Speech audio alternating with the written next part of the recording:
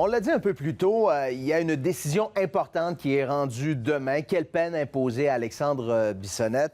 Et puis, pour y voir plus clair, non, pas en parlant de cette cause-là en particulier, mais de façon générale, quand un juge a à rendre une telle décision, comment on en arrive à la décision la plus juste et éclairée? Avec nous, le juge Alain Morand. Bonsoir. Bonsoir. C'est rare, vraiment, qu'on se pose ce genre de questions-là et qu'un juge puisse y répondre.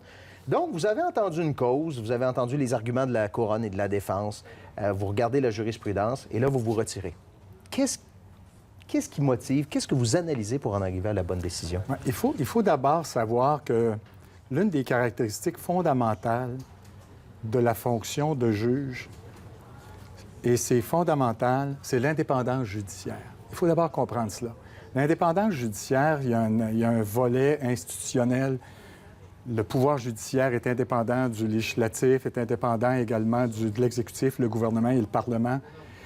Mais l'indépendance judiciaire comporte aussi l'indépendance décisionnelle du juge, laquelle implique que le juge a l'obligation de décider seul et de prendre seul la décision à l'égard uniquement de la preuve qui lui a été présentée et du droit qui est en vigueur.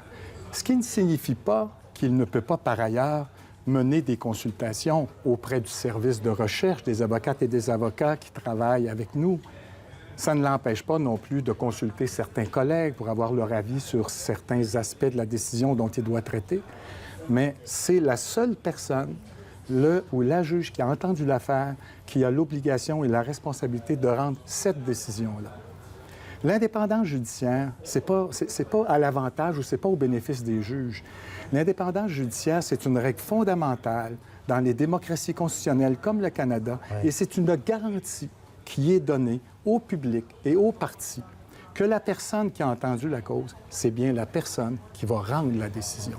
Alors, au départ, quelles que soient les recherches qu'il va mener ou les consultations qu'il pourra faire, la décision lui revient à lui et à lui seul. Donc, il n'y a pas de...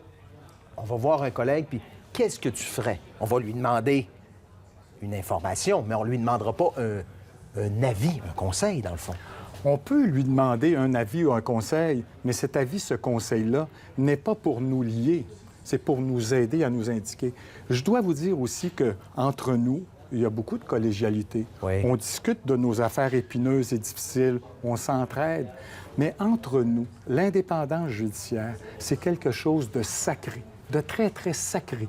Et chacun de nous, lorsqu'on consulte ou lorsqu'on est consulté, on est toujours extrêmement prudent par rapport à ça. C'est une forme de respect. C'est une grande forme de respect. Pourquoi? Parce que c'est à l'égard du public, parce que c'est des garanties constitutionnelles qui sont offertes aux partis et que même lorsqu'un collègue me consulte, je respecte que la décision vient de lui.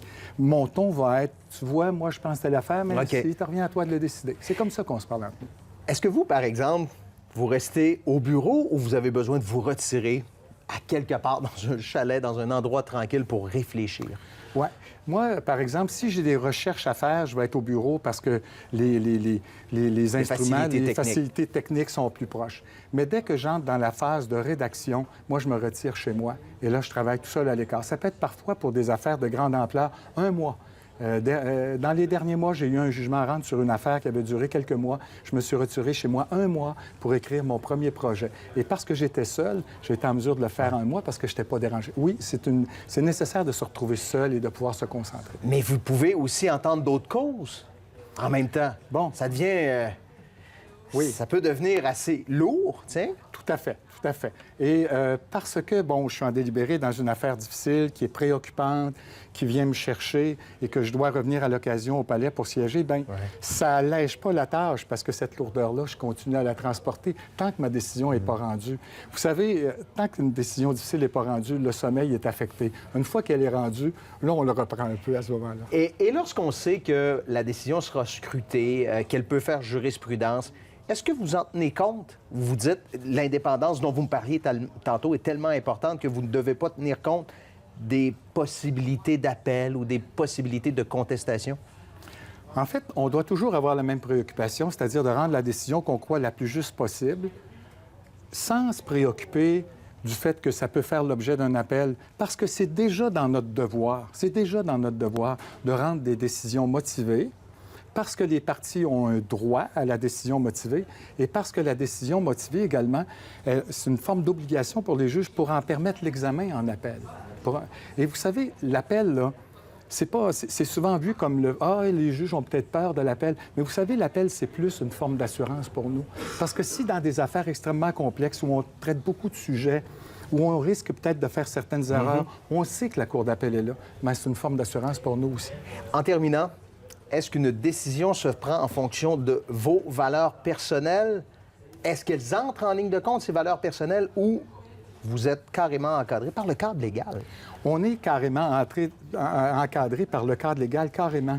Mais généralement, nos valeurs personnelles, ce sont les valeurs qui se retrouvent dans le cadre, parce que ce sont nos valeurs sociétales qui sont là. Monsieur le juge, merci beaucoup d'avoir été là. Ça m'a fait plaisir. Merci de nous avoir aidés à comprendre. Merci.